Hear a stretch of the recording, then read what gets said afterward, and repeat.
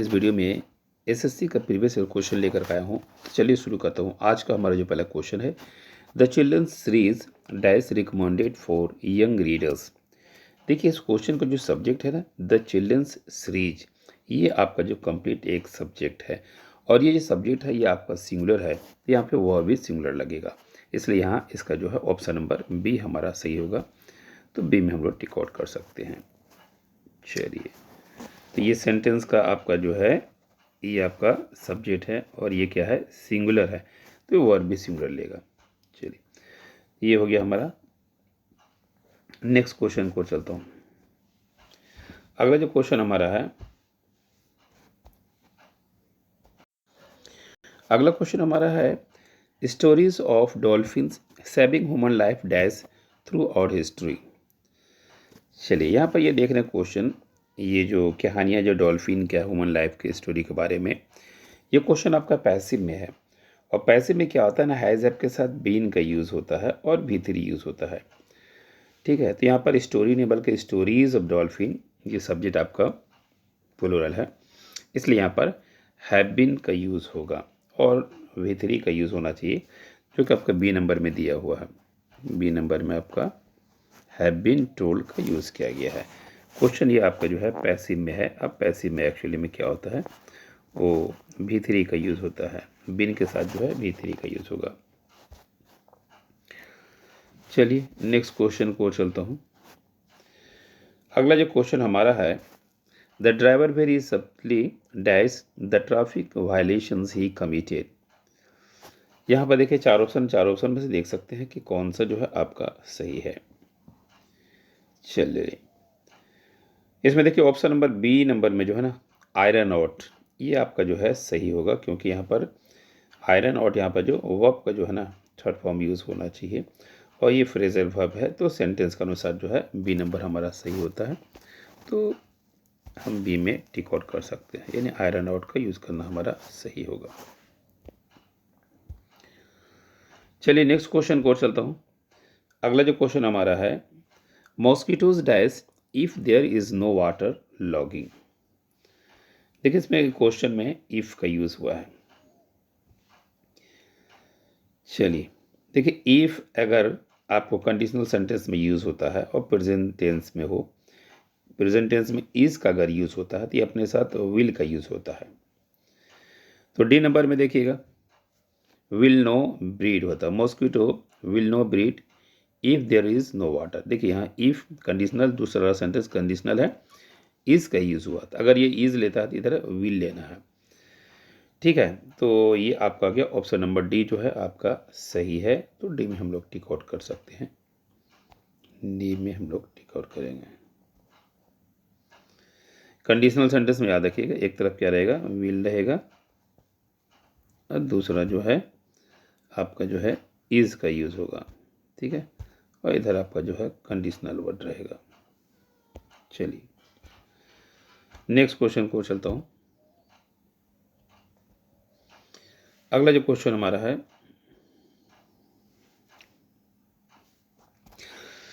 Dash you mind lending me your book for a day, यानी एक दिन के लिए किताब मांग रहा। इसमें देखिए ऑप्शन नंबर बी में देखिएगा, जो वुड दिया हुआ है यहाँ पे वुड का यूज़ होना होगा, क्योंकि देखिए पोलाइट रिक्वेस्ट के लिए जो है, जब भी आप पोलाइट रिक्वेस्ट के लिए किसी को यूज़ करना होगा तो वहाँ पे वुड का यूज़ कीजिएगा, जो आपका ऑप्शन नंबर बी में दिया हुआ है। तो बी में हम लोग टिक आउट कर सकते हैं। चलिए, बी में टिक आउट का यूज़ करता हूँ। वुड का यूज़ हमें आता है पोलाइट रिक्वेस्ट के लिए, पोलाइट रिक्वेस्ट के लिए होता है।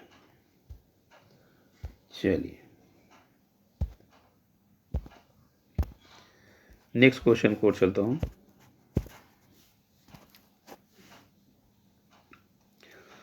अगला क्वेश्चन हमारा है, we should never dash with the rule of driving. देखिए, इसमें 4 ऑप्शन दिया है, चारों में सब देख सकते हैं। देखिए, ऑप्शन नंबर डी में जो टेम्पर का यूज़ किया गया ना, ठीक है, छोड़ना होता है। तो डी नंबर में जो है ऑप्शन दिया हुआ है, ये आपका जो है ऑप्शन के अनुसार जो है ये सही होगा, क्योंकि यहाँ पर जो है शुड अपने साथ क्या लेता है, भी1 लेता है, और भी1 जो है आपका टेम्पर, ये डी नंबर में आपका सही है। तो डी में हम लोग टिक आउट कर सकते हैं। ठीक है। ये जो शुड है ये अपने साथ क्या लेता है, B1 लेता है, तो B1 के अनुसार जो है डी नंबर हमारा सही होगा। ठीक है, चलिए नेक्स्ट क्वेश्चन को चलता हूँ। अगला जो क्वेश्चन हमारा है, the national war memorial is dash to our arm forces. इसमें चार ऑप्शन दिया हुआ है, आप देख सकते हैं। तो क्वेश्चन के अनुसार जो आप देख सकते हैं, ये 7 का जो है Burnpur dedicated national war memorial जो होता है ना, डेडिकेटेड है हमारे आर्म फोर्सेस का, इसलिए ये आपका जो है बी नंबर हमारा सही है। बी में हम लोग टिकॉट यूज़ कर सकते हैं। उसके बाद इसमें देखिएगा बहुत सा ऐसा वर्ड है, जैसे इनस्क्राइब होता है, अंकित करना होता है, ऑनर में सम्मान करना, इज्जत देना, ये आपका हो गया। चलिए नेक्स्ट क्वेश्चन को चलता हूँ। अगला जो क्वेश्चन हमारा है, अ painting competition was held in the colony and Kavya was dash the winner in the age group 3-5 years. यानी 3 से 5 साल के बच्चों में जो है कव्या जो है पेंटिंग में जो है ये विनर हुई है। तो इसके में देखिए 4 ऑप्शन दिया हुआ, चारों में से आप देख सकते हैं ये कौन सा आपका जो है सही है, ये आप इसे चूज कर सकते हैं। तो देखिए एक्चुअली में कह रहा है पेंटिंग का जो कंपटीशन हुआ उसमें जो भी विजेता होता है तो उसको डिक्लेयर होता है कि आज का ये विजेता है, तो डिक्लेयर यहाँ पर होना था। कैविया वाज डिक्लेयर विनर, यानी ऑप्शन नंबर डी हमारा सही है। तो डी में हम लोग टिक आउट कर सकते हैं। चलिए इसमें कुछ और एक वर्ड है, जैसे डिस्क्राइब होता है, वर्णन करना, एक्सप्लेन करना होता है, पब्लिसाइज होता है यानी प्रचार करना होता है, सपोज मैंने मानना होता है। नेक्स्ट क्वेश्चन को चलता हूँ। अगला जो क्वेश्चन हमारा है, in the wake of the recent cross border tension forces have been dash at the strategic locations for immediate actions if required. चलिए क्वेश्चन में देखिए, बॉर्डर में टेंशन है तो नेचुरली क्या है, जब टेंशन है तो फोर्सेस को, सेना को क्या करेगा, डिप्लॉय किया जाएगा, तैनात किया जाएगा, जो कि तैनात डिप्लॉय ऑप्शन नंबर बी में दिया हुआ है, तो बी में हम लोग टिक आउट यूज़ कर सकते हैं। चलिए उसके बाद डिपोर्ट मने होता है निकाल देना होता है, डिपॉजिट मने होता है जमा करना होता है। ठीक है, चलिए नेक्स्ट क्वेश्चन को चलता हूँ। अगला जो क्वेश्चन हमारा है, I said dash my life as nothing seem to be working for me. इसमें आपका 4 ऑप्शन दिया हुआ है, और कर्शिंग अभिशाप जिसको बोल सकते हैं देना होता। आई सेड यानी यहाँ पर देख सकते हैं ऑप्शन नंबर बी नंबर में कर्सिंग यानी किसी को अभिशाप देना, श्राप देना, बदवा देना। अगर आप बैठे हुए हैं, आप किसी को अपने आप को जो है कर्स कर रहे हैं, तो यहाँ पर ऑप्शन के अनुसार जो होता है वो कर्सिंग यूज़ होगा, जो कि बी नंबर में दिया हुआ था। बी नंबर में टिक आउट यूज़ कर सकते हैं। चलिए बी में हमने यूज़ कर दिया। ब्लेसिंग का मतलब होता है आशीर्वाद देना होता है, शुभकामनाएं देना होता है। टॉर्मेंटिंग का मतलब होता है यातना देना या कष्ट पहुंचाना। इन्वोक का मतलब होता है विनती करना होता है। तो मीनिंग के अनुसार याद रखिए, इंग्लिश आपको ईजी उस वक्त होगा जब तक आपका वोकैब ज़्यादा से ज़्यादा कलेक्टिव ना हो। जितना आपके पास वोकैब होगा उतना आपका इंग्लिश ईजी होगा, क्योंकि ग्रामर पोर्शन आप प्रैक्टिस से भी आप इम्प्रूवमेंट कर सकते हैं। नेक्स्ट क्वेश्चन हमारा है, I am quite satisfied that I have not been dash in doing whatever was needful for building up their character. चलिए इस क्वेश्चन को देखिएगा, क्वेश्चन के अनुसार देख सकते हैं। क्वेश्चन के अनुसार जो आता है ये ऑप्शन नंबर बी नेग्लिजेंट यानी बेपरवाह। ठीक है, यहाँ पर जो ऑप्शन के अनुसार जो है आपका बी नंबर आपका सही होगा, नेग्लिजेंट आपका आंसर जो है सही है। अब देखिए इसमें कुछ और ऑप्शन जो है, जैसे केयरिंग है, परवाह करने वाला होता है, एफेक्शनेट स्नेह प्यार बोल सकते हैं, और डिवोटेड मतलब खुद को जो है डिवोट करना किसी के लिए। तो क्वेश्चन के अनुसार बी नंबर हमारा सही आंसर है, तो बी में हम लोग टिक आउट कर सकते हैं। चलिए नेक्स्ट क्वेश्चन को चलता हूँ। अगला जो क्वेश्चन हमारा है, colours they say have the power to calm pacify and relax, they can energise activate and dash. यानी आप देख सकते हैं यहाँ पर जितने भी वर्ड दिए हैं इसके अनुसार आपको जो है परफेक्ट मीनिंग आपको क्या होता है। तो यहाँ पर देखें ऑप्शन के अनुसार यहाँ पर जो ए नंबर यूज़ करना सही होगा, इन भी गोरे, जिसका सबल बना देना होता है। ठीक है, तो इसमें देख सकते हैं जो कि ऑप्शन नंबर ए में हमारा सही है, तो ए में हम लोग टिक आउट कर सकते हैं। रिमेनिंग आप हो गया इंटरेस्ट मतलब रुचि हो गया, इनरेज मतलब होता है गुस्सा होना, क्रोध करना होता है, इन्वॉल्व मतलब किसी में शामिल होना। चलिए नेक्स्ट क्वेश्चन को चलता हूँ। अगला जो क्वेश्चन हमारा है, in ancient Greece women were not allowed to dash in the Olympic game, यानी एंशियंट ग्रीक में औरतों को अलाउ नहीं था। कंपीट हो गया, कोलाइड हो गया, कंप्लाई हो गया, कॉप हो गया। अब देखिए इन चारों में से कौन सा आपको परफेक्ट लग रहा है। तो औरतों जो है मर्द के मुकाबला नहीं, ये होना चाहिए, मुकाबला का सेंस में कंपीट होता है, जो कि आपका ऑप्शन नंबर में ए में दिया हुआ, तो ए में हम लोग टिक आउट कर सकते हैं, कंपीट। ठीक है, उसके बाद देखिए कोलाइड का मतलब टक्कर मारना या भिड़ जाना होता है, कंप्लाई होता है स्वीकार करना होता है, कोप का मतलब होता है मुकाबला करना। तो मतलब ए नंबर आपका ऑप्शन के अनुसार सही है। नेक्स्ट क्वेश्चन को चलता हूँ। अगला जो क्वेश्चन हमारा है, in order to dash to a news place you may need to adjust to the way of that culture. चलिए यहाँ पर जो चारों ऑप्शन है चारों को देख सकते हैं। क्वेश्चन के अनुसार जो आपको ऑप्शन नंबर सी में आपका जो है सही आंसर होगा। सी में हम लोग टिक आउट कर सकते हैं पहले। चलिए ये जो आपका दिया है एडेप्ट, देखिए पहले क्या होता है ना, अगर किसी का औलाद नहीं होता, बच्चा नहीं होता है, तो वो बच्चा को गोद ले सकता है। तो गोद लेना को क्या बोलते हैं, एडॉप्ट बोलते हैं। ठीक है, उसके बाद क्या है ना, वो बच्चा को जिस माहौल में उसके ले जाइएगा तो उस माहौल को एडेप्ट कर लेता है, वो एडेप्ट बोलते हैं, अनुकूल बना लेता है। और वही बच्चा एक दिन वो किसी फील्ड में एक्सपर्ट होता है, उसके एडेप्ट बोलते हैं, ADEPT, ये ऑप्शन मैंने दिया हुआ। तो गोद लेना, अनुकूल बनाना और उसको एक दिन मास्टर बनाना, ये तो सेम साउंड का हमने 3 वर्ड बता दिया।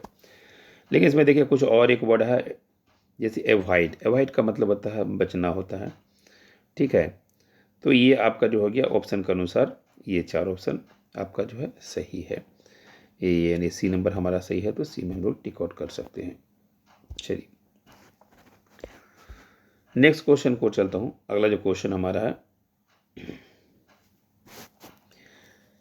Following details deliberations the meaning has been till next week.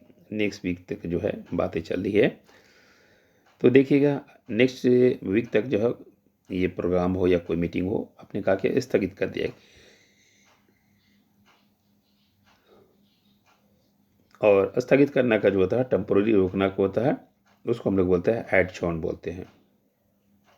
ठीक है, मीटिंग कोर्ट का स्थगित करने को हम लोग एडजॉर्न कहते हैं। कोई भी मीटिंग हो या कोर्ट में जो होता है रुकावट होता, बाधा होता, उसके हम लोग एडजॉर्न यूज़ करते हैं।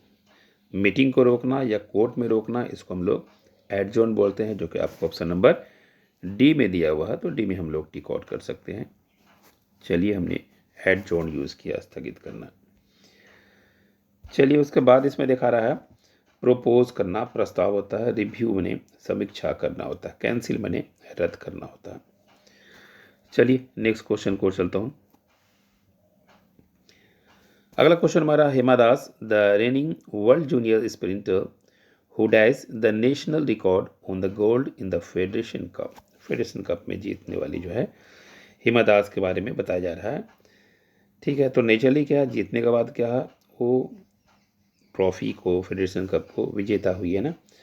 तो यहाँ पर देखिएगा ऑप्शन नंबर ए में देखिएगा होल्स जो है ना, यहाँ पर ये एक मिस्टेक है। यहाँ पर क्या होना चाहिए, होल्स जो यूज़ किया गया है वहाँ पर होल्ड यूज़ होना चाहिए। ठीक है, क्योंकि यहाँ पर देखिए the meeting world junior sprinter who holds of the national, इसका यूज़ तो होना चाहिए, यानी होल्ड्स होना चाहिए, क्योंकि हेमा दास नॉन हो गया, थर्ड पर्सन सिंगुलर नंबर 31 आ रहा है, 31 में ऑलरेडी ACS का यूज़ होता है, इसीलिए यहाँ पर जो है ऑप्शन नंबर ए में जो है हमारा सही आंसर होगा, यानी होल्ड्स का जो है आंसर होना चाहिए। चलिए तो ऑप्शन नंबर ए में हम लोग टिक आउट यूज़ करते हैं। चलिए नेक्स्ट क्वेश्चन को चलता हूँ। अगला जो क्वेश्चन हमारा है, the accident victim dies to the injuries before he could be taken to the hospital. यहाँ पर देखिए चार ऑप्शन से देख सकते हैं। तो यहाँ पर क्या है, ऑप्शन नंबर ए में देखिएगा, सुकुम जो वर्ड है ना, इसका मतलब मर जाना होता है। ठीक है, तो succumb to die to suffer from the illness injury, यानी इसमें ऑप्शन नंबर ए में हमारा सही है, तो ए में हम लोग टिक आउट यूज़ कर सकते हैं। चलिए, उसका संस्कार मतलब स्वीकार करना होता है, ग्रहण करना होता है। सरेंडर का मतलब होता है अपने आप को झुक जाना होता है। सबमिट मन होता है पेश करना होता है। तो एक्सीडेंट में क्या होता है, जो इंजरीज पेशेंट जो है वो हॉस्पिटल ले आते हुए दम तोड़ दिया। दम तोड़ना का वहाँ सेंस आपका ए नंबर आपका सही है, तो ए नंबर हमारा जो है ऑप्शन के अनुसार सही होगा।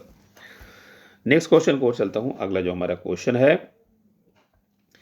वो है, technology can be dash the people seem to be more attach to screen than ever before. देखिए कैन बी यूज हुआ मतलब थर्ड फॉर्म यूज होना चाहिए, ये तो कंफर्म हो गया। Can be and people seem to be the more attach to screen than the ever before. देखिए इसमें जो आपका एडिक्टिव जो यूज़ किया गया है, लत लग जाना, इसे यूज़ होना चाहिए, जो कि ऑप्शन नंबर ए में दिया हुआ है, तो ए में हम लोग टिक आउट कर सकते हैं। चलिए, उसके बाद होता है इनफैचुएटेड, कहता है मुग्ध। उसका इनकरेजिबल को होता है जिसे सुधारा ना जा सके। कंटेजियस से मतलब होता है छुआछूत वाला होता है। ये चीज़ हो गया। चलिए नेक्स्ट क्वेश्चन को चलता हूँ। अगला जो क्वेश्चन हमारा है, अगला क्वेश्चन हमारा, people of the older generation dies over the good old school days. चलिए इसमें से जो भी है ऑप्शन दिया है इनमें से देख सकते हैं कि लोग जो है अपने ओल्ड जनरेशन को क्या करते हैं। तो बीते हुए खुशी का समय के बारे में लिखना या सोचने की बात करना। ऑप्शन नंबर डी में देखिएगा। देखिए रिमेंबर मैंने याद करना होता है। रेमनीस का जो मीनिंग होता है, इसका मतलब होता है बीते हुए खुशी का समय, यानी स्कूल में जो आपके अच्छे समय थे उनके बारे में लिखना या उनके बारे में सोचना या बातें करना, उसको हम लोग रिमनेसिंग बोलते हैं। तो इसलिए यहाँ पर ऑप्शन के अनुसार जो है आपका डी नंबर आपका सही होगा, तो डी में हमने टिक आउट कर दिया। चलिए नेक्स्ट, इसमें आपका रिमेंबर मतलब याद करना होता है, कोई भी बात को याद करना होता है। रिमाइंड मैंने याद दिलाना होता है। रिट्रीब्यूट का मतलब होता है श्रद्धांजलि देना होता है। तो ऑप्शन के अनुसार डी नंबर हमारा सही है। चलिए नेक्स्ट क्वेश्चन को चलता हूँ। अगला जो क्वेश्चन हमारा है वो, I was frustrated at not being able to dash of my old car. देखिए इसमें चार ऑप्शन दिया है, चारों में से आप देख सकते हैं कौन सा है। देखिए डिस्पोज जो वर्ड है ना, ऑप्शन नंबर सी में देख सकते हैं। डिस्पोज, डिस्पोज मतलब है ठिकाने लगाना होता है। ठीक है, तो यहाँ पर देख सकते हैं ऑप्शन नंबर सी, फ्रस्ट्रेशन थे अपने पुराने कार से, इसलिए अपने काकिया से डिस्पोज कर दिया, ठिकाने लगा दिया। ये आपका तो ऑप्शन के अनुसार सही हो गया। जो रिमेनिंग वर्ड इसमें देख सकते हैं, डिवोर्ड जो मीनिंग होता है राहित होता है। उसके बाद डील का मैंने सौदा करना हो गया है। ठीक है, उसके बाद आप ये देख सकते हैं। नेक्स्ट क्वेश्चन को चलते हैं। अगला जो क्वेश्चन हमारा है वो है, the committee members were in dash over the budget for the function. इसमें चार ऑप्शन दिए हैं, चारों में से आपको ज़्यादा से ज़्यादा जो है वोकैब इंप्रूवमेंट करने की जरूरत है। जिनका वोकैब जितना ईजी होगा उतना ईजी आंसर आपका होगा।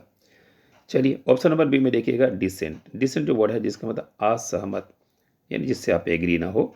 तो कमेटी मेंबर जो है उससे बजट से उस फंक्शन से डिसेंट है, यानी ऑप्शन नंबर बी में हम टिक आउट कर सकते हैं, यानी डिसएग्री है। चलिए उसके बाद डिफरेंस का मतलब है सम्मानित करना होता है। डिफरेंस का मतलब होता है विभिन्नता, अलग हो गया। और डिसेंट का मतलब होता है वंश परंपरा जिसको बोलते हैं। नेक्स्ट क्वेश्चन को चलता हूँ। अगला जो क्वेश्चन हमारा है, the burning of the effigy of the Ravana on Dussehra dash the burning of all the इफील।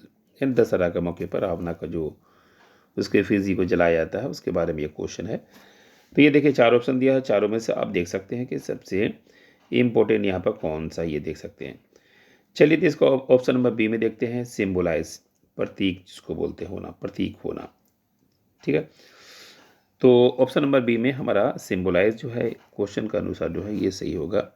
रावणा को जो एफिसी जलाया था वो सिम्बोलाइज करता है। ठीक है, तो symbolise option number B number हमारा सही है, तो बी में हम लोग टिक आउट कर सकते हैं। उसके बाद देखिएगा रिमेनिंग जो वर्ड है आपका एपिटोमाइज मतलब साकार रूप होना, उसको इंटेंसिफाई होता है, तीव्र होना या बढ़ जाना होता है। उसके बाद यह है पर्सोनिफाई होता है, साक्षरता। चलिए नेक्स्ट क्वेश्चन को चलता हूँ। अगला जो क्वेश्चन हमारा है, the state government argue that it could not dash the increase in the teachers salary as awarded by the court. चलिए जो ऑप्शन दिया इस ऑप्शन को चेकआउट कर सकते हैं, कौन सा ऑप्शन इसमें जो है सही है। चलिए ऑप्शन के अनुसार यहाँ पर देख सकते हैं ऑप्शन नंबर डी में जो है एफर्ट, एफर्ट का मतलब समर्थ होना, तो डी में हमारा जो है सही है, तो डी में हम लोग टिक आउट कर सकते हैं। तो डी में हमने टिक आउट किया, एफोर्ड करना होता है। स्टेट गवर्नमेंट वो आर्ग्यू करता है इट कुड नॉट एफोर्ड, यानी टीचर का सैलरी अगर बढ़ा देता है तो हम उसे एफोर्ड नहीं कर सकते हैं। तो ये तो आपका हो गया। अब ये रिमेनिंग वर्ड आप देखते हैं, स्पेयर मैंने अतिरिक्त हो गया, यूजलेस जिसको बोलते हैं, गेट मैंने प्राप्त करना होता है, स्टैंड मैंने खड़ा होना। तो गवर्नमेंट ने बोल दिया कि मैं टीचर के सैलरी का बढ़ाने से मैं इसके साथ खड़ा नहीं हूँ, एफोर्ड नहीं कर सकता। चलिए नेक्स्ट क्वेश्चन को चलता हूँ। अगला जो क्वेश्चन हमारा है, scientist at Cambridge University are dash how plant can give us sustainable energy. बहुत ही अच्छा क्वेश्चन है, ये देखिए चार ऑप्शन दिया है, चारों में से आप देख सकते हैं। तो साइंटिस्ट जो है कैम्ब्रिज का वो क्या कर रहे हैं, इन्वेस्टिगेट कर रहे हैं, यानी ऑप्शन नंबर बी में जो है जांच पड़ताल कर रहे हैं, तो बी में हम लोग टिक आउट करते हैं। साइंटिस्ट क्या कर रहे हैं, इन्वेस्टिगेट कर रहे हैं। चलिए तो ये आपका हो गया। उसके बाद देख सकते हैं रिमेनिंग वर्ड में स्क्रूटनीज करना, वो ध्यान से देखना बोल सकते हैं। उसका इंस्पेक्टिंग का मतलब है निगरानी करना होता है, लुकिंग मैंने देखना। ये आपका जो है रिमेनिंग ऑप्शन का डिस्कशन हो गया। नेक्स्ट क्वेश्चन को और चलता हूँ। अगला जो हमारा क्वेश्चन है वो है, many items made of the Ivory were dash from a dealer in antique by the custom authorities at the Delhi airport. इसमें देखिएगा आपके पास जो है चार ऑप्शन, चारों में से आप देख सकते हैं क्वेश्चन के अनुसार जो है सबसे परफेक्ट कौन सा होता है। तो एयरपोर्ट पे देखिएगा जब भी कोई भी जो यूनिक या सबसे जो है एक्सेस आप यूज़ करते हैं तो कस्टम ऑथोरिटीज़ क्या करता है, उस सामान को जब्त कर लेता है। तो जब्त करने का सेंस में वर्ड आपका आता है ऑप्शन नंबर बी में कन्फिस्केटेड। कन्फिस्केटेड का मतलब होता है जब्त करना। एयरपोर्ट पर अगर आप कुछ भी इलीगल या कोई सामान ज़्यादा लेते हैं, गैर कानूनी होता है, तो उस सामान को ऑथोरिटीज़ क्या कर लेते हैं, जब्त कर लेते हैं। तो याद रखना एयरपोर्ट पे कोई भी सामान को जब्त करना को कन्फिस्केटेड कहते हैं। ठीक है, चलिए रिमेनिंग में आपका होता है एनेक्स का मतलब होता है संलग्न करना, एप्रोप्रिएट का मतलब होता है उचित होता है, हाईजेक मतलब अपहरण करना होता है। चलिए नेक्स्ट क्वेश्चन को चलता हूँ। अगला जो क्वेश्चन हमारा है, the increasing concern about the climate change point two the need for the enhance efforts towards dash sustain growth. इसमें देखिए चार ऑप्शन दिया है, चारों में से आप देख सकते हैं। ऑप्शन नंबर सी में देखिएगा अचीविंग, अचीविंग जो वर्ड दिया हुआ है इसका मतलब ही होता है अचीव करना, टारगेट को पूरा करना। और ये अपने साथ जो प्रिपोजिशन टुवर्ड्स के बाद जो है भी फोर में लेता है, तो ये देख सकते हैं आपका ऑप्शन नंबर सी जो है सही है, तो सी में हम लोग टिक आउट कर सकते हैं अचीविंग। तो यहाँ पर देखिएगा, देखिए ये टुवर्ड्स है ना, ये आपका जो है प्रीपोजिशन है, ये आपका प्रीपोजिशन है, और ये अपने साथ जो है बिफोर लेता है। ठीक है, तो बिफोर इसमें एक्चुअली एक ही ऑप्शन में है, सी में है, तो सी में हम लोग टिक आउट कर सकते हैं। ठीक है, चलिए नेक्स्ट क्वेश्चन को चलता हूँ। अगला जो क्वेश्चन हमारा है, the artist will arrive dash an hour. यहाँ पर देखिए चार ऑप्शन दिया हुआ और सभी में प्रीपोजिशन का मिस्टेक है। अब इसमें कौन सा परफेक्ट प्रीपोजिशन वो देखना है। आर्टिस्ट क्या है, वो अपने समय से वक्त से पहले आ जाएगा, तो वक्त से पहले का आने को हम लोग बोलते हैं विद इन बोलते हैं। तो विद इन यहाँ पर हम लोग ऑप्शन नंबर सी में देख सकते हैं। अगर समय से पहले आप लेते हैं तो विद इन का यूज़, और समय पूरा लेते हैं तो इन का यूज़। तो इन तो यहाँ ऑप्शन में नहीं है, तो ये कन्फर्म है कि विद इन मेरा सही आंसर होगा। और बिटवीन का यूज़ जो है दो के लिए यूज़ होता है, तो इसमें तो कोई प्रॉब्लम नहीं है। चलिए नेक्स्ट क्वेश्चन को चलता हूँ। अगला जो क्वेश्चन हमारा है वो है dash did she open her lunch box then everyone gather around her. अब यहाँ पर देखिएगा देन का यूज़ हुआ ना, तो देन अपने साथ जो है कोरिलेटिव कंजंक्शन आपने पढ़ा होगा या इन्वर्जन आपने पढ़ा होगा। तो इन्वर्जन का मतलब ये होता है कि सब्जेक्ट बाद में वर्ब पहले, तो डिड पहले आया, शी जो है बाद में आया, तो मतलब इन्वर्जन लिया है। सेकंड क्या है, देन अपने साथ रिलेशन बनाता है, नो सूनर का बनाता है, तो ये आपका ऑप्शन नंबर बी में दिया हुआ है, तो बी में हम लोग टिक आउट कर सकते हैं। बी नंबर में हमेशा याद रखिएगा, जो नो सूनर है तो ये अपने साथ जो है रिलेशन किसका बनाता है, देन का बनाता है, देन का, इस चीज़ को ध्यान दीजिएगा। चलिए नेक्स्ट क्वेश्चन को चलता हूँ। अगला क्वेश्चन हमारा है डैश और not you allow me I am going to the fair. यहाँ पर देखिएगा आपके पास चार ऑप्शन है, चार ऑप्शन में देख सकते हैं। तो अनटिल और अनलेस ये अपने साथ याद रखिएगा, कभी भी नॉट यूज़ नहीं लेगा। वेदर जब होता है ना, तो याद रखिएगा ये अपने साथ जो है और का यूज़ कर सकता है। तो यहाँ पर देख सकते हैं नो सूनर आता है तो देन का यूज़ होता है, हार्डली स्कार्सली बियरली रहेगा तो इसमें वेन का यूज़ होता है। अब वेदर होता है तो अपने साथ और ले सकता है, तो इसलिए ऑप्शन नंबर बी में देख सकते हैं ये नंबर आपका वेदर का यूज़ होगा। चलिए नेक्स्ट क्वेश्चन को चलता हूँ। अगला जो क्वेश्चन हमारा है the police will regard it as an accident as any evidence to the country is found. इनके पास चार ऑप्शन है, चारों ऑप्शन में आप देख सकते हैं कि कौन सा जो है परफेक्ट है। तो हमने कहा था कि अनलेस का यूज़ होता है जब तक के नहीं, जब तक अनलेस का यूज़ कहा जब तक के नहीं, और ये कंडीशन बताता है, और यहाँ जो कंडीशन के सेंस में अनलेस का यूज़ होता है, तो ऑप्शन नंबर बी जो है हम टिक आउट कर सकते हैं। चलिए तो ये तो आपका हो गया। चलिए तो ये हमारा बी नंबर आंसर हो गया। नेक्स्ट क्वेश्चन को चलता हूँ। अगला जो क्वेश्चन हमारा है the lack of the regular academic sessions has meant that in 2020 the country has had the dash share of the students who have attended educational institution। ये चार ऑप्शन है, चारों में सब देख सकते हैं। तो 2020 में जो है इसका रेशियो दिखाता है मेरे ख्याल से लोवेस्ट यानी न्यूनतम जो सबसे कम आया था, इसलिए ऑप्शन नंबर सी में देख सकते हैं। सी में जो है हम लोग टिक आउट कर सकते हैं। अब देखिए यहाँ पर लोवेस्ट सी क्यों आ रहा है, वो सब क्यों आ रहा है। यहाँ पर देखिए आर्टिकल पर द यूज़ किया है और द अपने साथ जो है ना सुपरलेटिव डिग्री लेता है, इसलिए ये ऑप्शन नंबर सी जो मेरा परफेक्ट है। क्लियर। चलिए नेक्स्ट क्वेश्चन को चलता हूँ। अगला जो क्वेश्चन हमारा है वो है the dash chair was discarded by the 10 antonyms. यहाँ पर आपके चार ऑप्शन है, चारों में से आप देख सकते हैं। ब्रोकन जो होता है ना, ब्रोकन वर्ब का जो है थर्ड फॉर्म है, ठीक है। और ये क्वेश्चन जो है यहाँ पर देख सकते हैं एज एन एडजेक्टिव हुआ है और इसके बाद जो है नॉन, तो ये सेंटेंस जो है द ब्रोकन चेयर वाज होना चाहिए। Broken chair was discarded by the antonym, तो मतलब ऑप्शन नंबर ए हमारा जो है सही होगा। तो ए में हम लोग टिक आउट कर सकते हैं। चलिए नेक्स्ट क्वेश्चन को चलता हूँ। अगला जो क्वेश्चन हमारा है it is hard to conceive of a more dash route than the one that is determined travels choose to the follow. इन चार ऑप्शन दिए, चारों को देख सकते हैं, चारों में क्या प्रॉब्लम है। देखिए डाउंटिंग जो वर्ड होता है ना, इसका मतलब होता है कठिन होता है, भयभीत करना होता है। तो क्वेश्चन के अनुसार आप जो देख रहे हैं ऑप्शन नंबर सी नंबर जो हमारा सही है, तो ऑप्शन के अनुसार सी में हम लोग टिक आउट कर सकते हैं। उसके बाद देखिएगा जो रिमेनिंग ऑप्शन है, जैसे स्टिमुलेटिंग उत्तेजक बोलते हैं, डैशिंग का मतलब साहसी हिम्मत वाला, अनप्रोवोक का मतलब होता है चिढ़ाने वाला। तो ये ऑप्शन के अनुसार जो है डॉन्टिंग, जिसका मीनिंग हमने बताया भयभीत करना, यानी ऑप्शन नंबर सी हमारा सही है।